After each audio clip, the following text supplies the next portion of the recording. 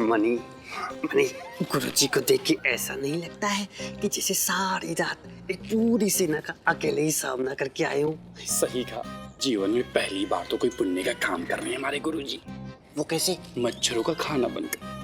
नादान मच्छर वही खून चूस रहे जो हमारे गुरुजी ने जीवन में भक्तों का खून चूस चूस कर जमा किया है। अरे निर्लज्जो, चुप करो। ना तो हम यहाँ से हिले हैं और ना ही एक क्षण के लिए सोए हैं।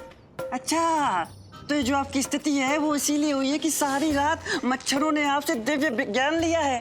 हाँ। ये आप लोग क्या कर रहे हैं? पंडित रामाकृष्ण, आपको विजयश्री प्राप्त करके ही लौटना होगा। आप हार कर नहीं लौट सकते, आपको जीतना होगा। किसी और के लिए ना सही, हमारे लिए सही। हमारे छोटे भ्राताश्री। छोटे भ्राताश्री? हाँ, पंडित रामाकृष्ण हमारे छोटे भाई ही तो हैं। ये बात और है कि हमने ये बात आज तक इनसे कही नहीं। तो हमारे छोटे भ्राताश्री, यदि आपकी हार हुई तो हम सब। अरे गुरुवर, मैं युद्ध करने थोड़ी ना जा रहा हूँ, मैं तो वार्तालाप करने जा रहा हूँ, मात्र हंसाने ही तो जा रहा हूँ। पंडित रामाकृष्ण, न हमारे छोटे भ्राताश्री, यदि मुगलों को ना आई हंसी तो हमारी जान तो फंसी, वो भी फांसी के फंदे में। ओ गुरुवर, आइए आइए। हाँ। हाँ। सब ठीक होगा, बस थोड़ा धैर्य रखें। हाँ। गुरुवर,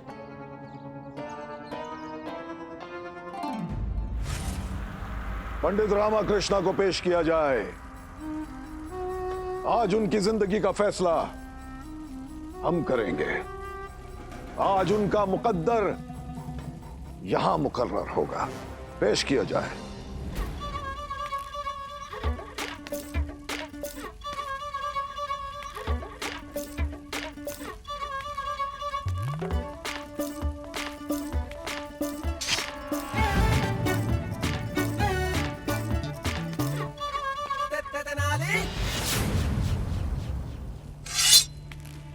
गुस्ताख, पीठ दिखाने वाले को तो शहंशाह मैदान जंग में भी माफ नहीं करते। ऐसी गुस्ताखी करने का तुम्हारा मकसद क्या है?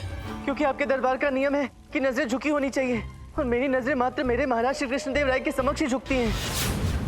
तो मैंने सोचा इस तरह मैं आपके नियमों का भी मान रख लूं और अपने आदर्शों का भी। लेकिन तुमने हमारे नियमों की शान कैसे रखी? तुमने तो हमें पीठ दिखाई हुई है पंडित।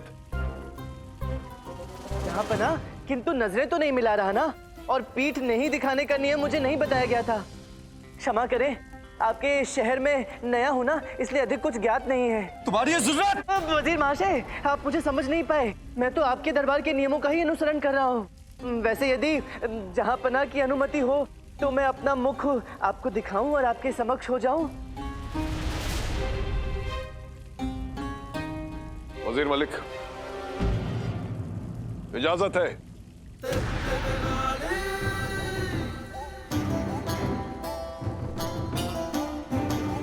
प्रणाम बादशाह सलामत।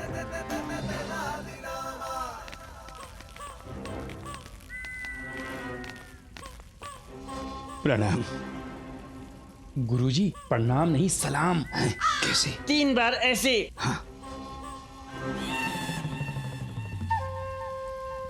हाँ तो पंडित, तुम्हारी और तुम्हारे दोस्तों की रात किस तरह गुजरी आगरा में? यकीनन तकलीफ तो नहीं हुई होगी। कोई तकलीफ नहीं हुई जहां पना, सब बढ़िया था। अब क्या है कि जैसा हमारे मेजबान की औकात, ठीक वैसी ही रात गुजरी हमारी।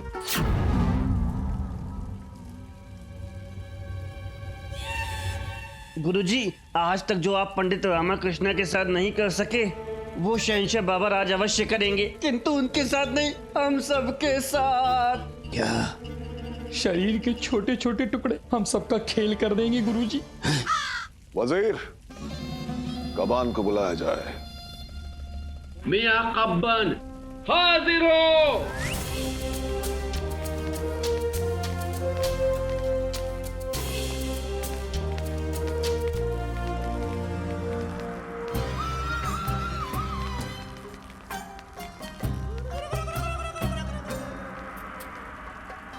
जहां पना का एक बाल बुलंद हो, कब्बन मियाँ पेशे खिदमत है। मियां कबान, ये जनाब पंडित रामाकृष्णा है। जनाब दावा करते हैं कि इनके जैसा हाजिर जवाब और कोई नहीं है, इसीलिए हमें आपका ख्याल आया। ये हमारे बिन बुलाए मेहमान हैं। शायरी और लतीफा खोरी से इनकी ऐसी खातिरदारी करो कि इस मेहमान नवाजी की गूंज विजयनगर की रूह से टकरानी चाहिए। जो हुकुम।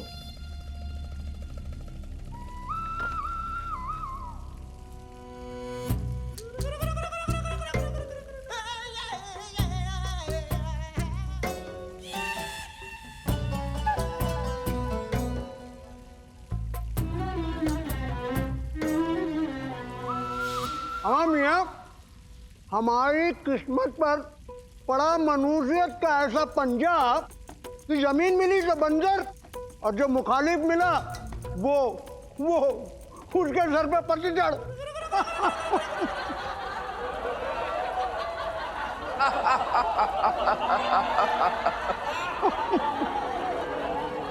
अमा मियाँ, हंसी सेहत के लिए अच्छी होती है। हंसी सेहत के लिए अच्छी होती है, पर उस पर कभी मत हंसो जो आपसे अधिक सेहतमंद हो। सर के ऊपर भले ही पतझड़ हो ना हो, किंतु सर के भीतर वो आपसे अक्लमंद हो। बहुत अच्छे, बहुत अच्छे।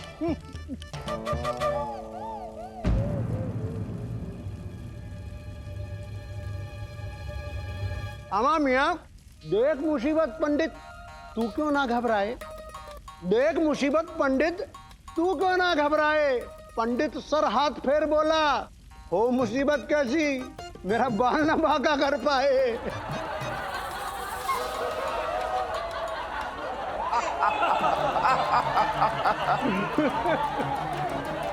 वाह मियां कबान, बहुत खूब। इसी चाशनी की चटनी पंडित रामाकृष्णा को मिलती रहे और एहसास रहे कि चटनी में मिर्ची कम ना हो। अमा मियाँ, जैसे ही शौहर घर आए, बीवी ने बेहिसाब लात घूसे बरसाए। शौहर ने पूछा, इसकी क्या है वजह? तो बीवी बोली, पड़ोस के हलवाई का धोबन के साथ चक्कर चल रहा है। शौहर बोला, इसमें मेरा क्या कसूर जो तुम मुझे इतना मारने पे हो गई मजबूर? बीवी बोली, तो क्या मैं तुम्हारी गलती का इंतजार करूं? अरे उससे पहले ही तुम्हें मार मार के क्यों ना बेजार करूं।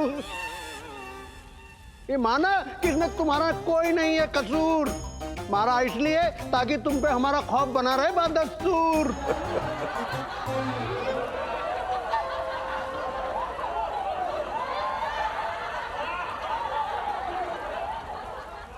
पंडित रामाकृष्णा, अब तुम्हारी बारी।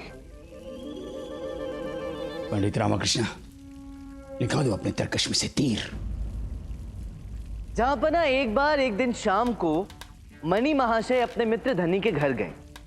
जब लौटने का समय हुआ तो बारिश ने प्रचंड तांडव मचाया। धनी ने कहा, भाई मणि, आज रात यहीं रुक जाओ, कल प्रातःकाल चले जाना। मणि ने कहा, अच्छा। धनी बिस्तर लेने के लिए दूसरे कक्ष में गया। वापस आया तो मणि को नहीं पाया। एक प्रहर के पश्चात मणि वापस आया, पूरी तरह से भीगा हुआ। धनी ने कहा, भाई कहाँ गए थे? इस तरह भीग कैसे गए? मणि ने कहा कि क्या है, घर वालों को बताने गया था कि आज रात तुम्हारे यहाँ ही रुकूंगा।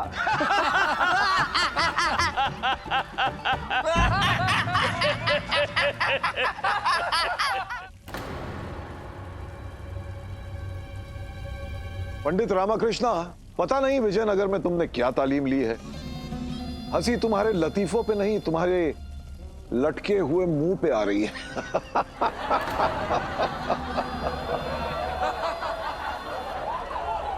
पंडित रामाकृष्ण, अपनी बुद्धि चलाओ। इसकी हंसी ही हम सबके लिए जीवन दान देने वाली संजीवनी बूटी है। चलिए मियाँ, आपको एक लतीफा और सुनाते हैं। एक बार एक उस्ताद ने सालों अपने शागिर्द को पढ़ाने के बाद कहा कि चलो मियाँ, तुम्हारा आज इम्तिहान ले ही लेते हैं। उस्ताद ने कहा कि हम एक जुमला कहेंगे और उसमें एक अल्फाज खाली छोड़ देंगे, तुम्हें उस जुमले को उस अल्फाज के साथ पूरा करना है। उस्ताद ने कहा, कि 900 चूहे खा के बिल्ली को चली। तो शागिर्द बोला, उस्ताद गुस्ताखी माफ, 900 चूहे खा के तो बिल्ली चल ही नहीं सकती, पर बात आपकी इज्जत की है तो इसलिए बिल्ली धीरे धीरे रुक रुक के चली।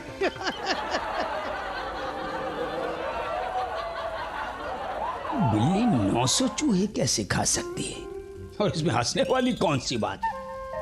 गुरुजी हंसी का तो पता नहीं, किंतु बिल्ली एकदम आप पर गई है। हाँ, आप भी एक दिन उपवास रखते हैं, फिर हफ्ते भर तक खाते ही रहते हैं। बादशाह सलामत, कभी कभी हमारे जीवन का सत्य भी चुटकुला बन जाता है। हाँ हाँ जी जरूर, हमें भी बताइए, नाचीज को हंसी खुशी मिले तो वो भी सुखी हो जाए। कब्बन मियाँ, सुख का क्या है? सुख तो सदा बाहर लोग रहते हैं, क्योंकि वो सदा घर से बाहर रहते हैं। घर के अंदर रहेंगे तो थोड़ी नोकझोंक हो जाएगी ना। और खुशी का क्या है? किसी ने कह दिया कि आज दुबले लग रहे हो तो उसे खुशी मिल जाती है। पत्नी ने गुस्से से कह दिया कि मायके जा रही हूँ तो पति को खुशी मिल जाती है। प्रेमी को प्रेमिका का नाम याद नहीं, उसने प्रेम से सुंदरी कह दिया तो प्रेमिका को खुशी मिल जाती है। और किसी के पाप का घड़ा यदि भर जाए तो यमराज को खुशी मिल जाती है। हंसी तो उस बिन मौसम बरसात की तरह है जो कभी भी छूट जाती है। आपको इन रंग बिरंगे तोते जैसे रूप में देखकर लोगों की हंसी छूट जाती है, और यूं पान खाकर मेरा मजाक उड़ाने में आपको खुशी मिल जाती है। सत्य वचन।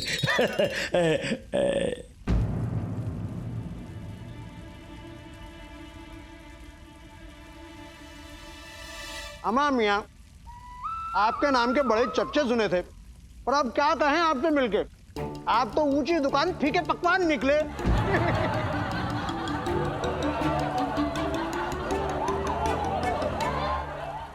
बादशाह सलामत, हमें पहले लगता है कि विवाह के पश्चात हमें सारी खुशियां मिल जाती हैं, किंतु वास्तविकता कुछ और ही है। ध्यान से सुनिए, जो अमृत पीते हैं उन्हें देव कहते हैं, और जो विष पीते हैं उन्हें महादेव कहते हैं, किंतु जो विष को भी अमृत समझकर पी ले उसे पतिदेव कहते हैं। जहां पता प्रेमी तो भंवरे के समान होते, किंतु शादी के पश्चात पति उस पतंग के समान होते हैं जिसकी डोर उनकी पत्नियों के हाथ में होती है, जो केवल हवा में झूलते रहते हैं और जिनकी कन्नी कभी भी कट सकती है।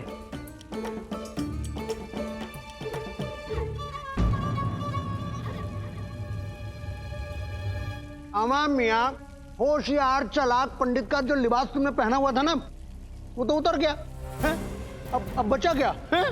बचा क्या? देखिए, ये तो वही हो गया कि सर मुंडाते ही ओले पड़े। ओले पड़ना लाजमी भी था, क्योंकि सर तो तुमने पहले से ही मुंडा रखा है।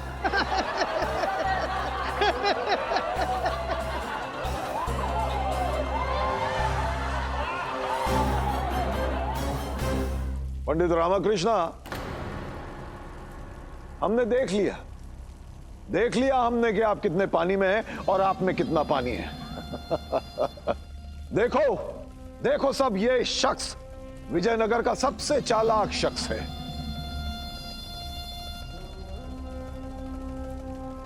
पंडित, अब तो ना ही तुमसे विजयनगर के बारे में कोई बात होगी, अब होगा तो सिर्फ हमला। जहां पर मुझे एक अवसर और दे दीजिए, मात्र एक अवसर। हजूर, गुस्ताखी माफ, छोटा मुंह बड़ी बात कह रहा हूं। ये भूखा मुर्गा है, इसीलिए फड़फड़ा ज्यादा रहा है, लड़ कम रहा है। ये मौका ही तो मांग रहा है, मौका दे दीजिए हजूर। चलिए ठीक है, एक मौका देते हैं आपको। पंडित रामाकृष्ण, ये अवसर हाथ से मत जाने देना। चांद से रोशनी ज्यादा, सितारों से कम निकले। मैं जब भी इसका चेहरा देखूं, हंस हंस के मेरा दम निकले।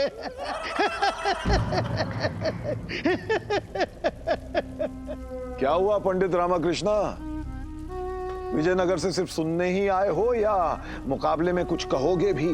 पंडित रामाकृष्ण, बोलो, कुछ बोलो। बिन बादल के बरखा हो तुम, दूध जिससे मिलता है वो चरखा हो तुम। और अब तुम्हारी शान में क्या कहूं हजूर, पेड़ पे लटका खजूर हो तुम।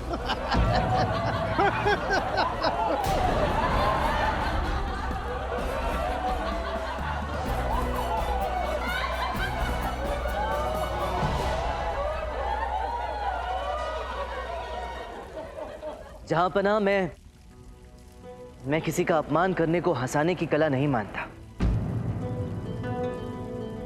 अपने दोस्तों को तो छोड़िए, हम अपने शत्रुओं का भी मजाक नहीं उड़ाते। ये हमारी संस्कृति नहीं है, ना ही मेरी मां ने मुझे ऐसा सिखाया है। इसलिए यदि मैं ऐसा करूंगा तो अपने महाराज और अपनी मां का अपमान करूंगा। किंतु हां, मैं कब्बन मियां का उत्तर अवश्य दूंगा। ना हम गिरे, ना हमारी इज्जतों के मीनार गिरे। ना हम गिरे, ना हमारी इज्जतों के मीनार गिरे, पर कुछ लोग हमें गिराने में कई बार गिरे,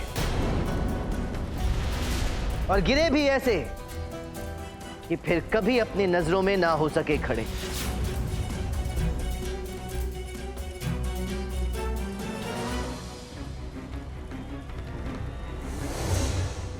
गुस्ताख, शहंशाह हिंदुस्तान के शान के खिलाफ तुम्हारे बोलने की हिम्मत कैसे हुई?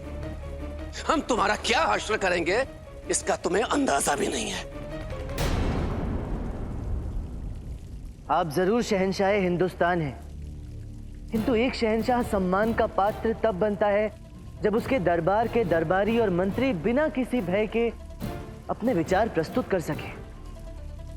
किंतु यहां तो आपकी अनुमति के बिना कोई आपको देख नहीं सकता, बोल नहीं सकता और हंस भी नहीं सकता। जहां हंसी पर भी लगाम हो, सोचो वहां का क्या अंजाम हो। जहां पना आपके राज्य के लोग बस आपकी जी हुजूरी करते हैं। अब ये इंसान से कठपुतली बन चुके हैं, इसलिए ये किसी योग्य नहीं रहे। वहीं मेरे विजयनगर में हर किसी को हर आजादी है, जिससे महाराज श्री कृष्णदेव राय को हर नगरवासी की प्रतिभा और कुशलता का पूर्ण लाभ मिलता है। और ये है मेरे महाराज श्री कृष्णदेव राय की सबसे बड़ी विशेषता। और यही कारण है कि विजयनगर का एक एक वासी अपने आप में एक सैनिक है, एक शक्तिशाली स्तंभ है। मेरे महाराज परोपकारी हैं, इसलिए वो हर किसी के हृदय में बसते हैं। और ऐसे राजा और राज्य को पराजित करना किसी के लिए भी असंभव है। जहां पना आपकी जबान में कहूं तो कल जो ना था मुमकिन शायद आज वो होता है। कल जो ना था मुमकिन शायद आज वो होता है। दुनिया में देखा है कि पाने वाला खोता है। सच्चा राजा है वही जिसका लोगों के दिलों पर राज होता है, वरना यूं तो गली के मुर्गों के सर पे भी ताज होता है।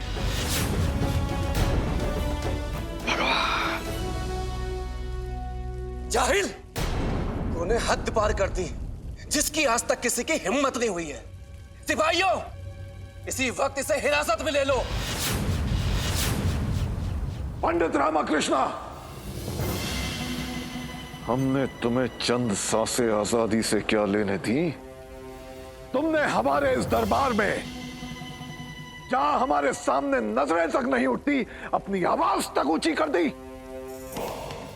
पहली तौहीन तुमने दाखिल होते वक्त अपनी पीठ दिखाकर की, और अब हमें हमारी ही गलती बताकर नसीहत की उंगली दिखा रहे हो। हम मुगल हमारी की हुई तौहीन का बदला सर कलम करके ही लेते हैं।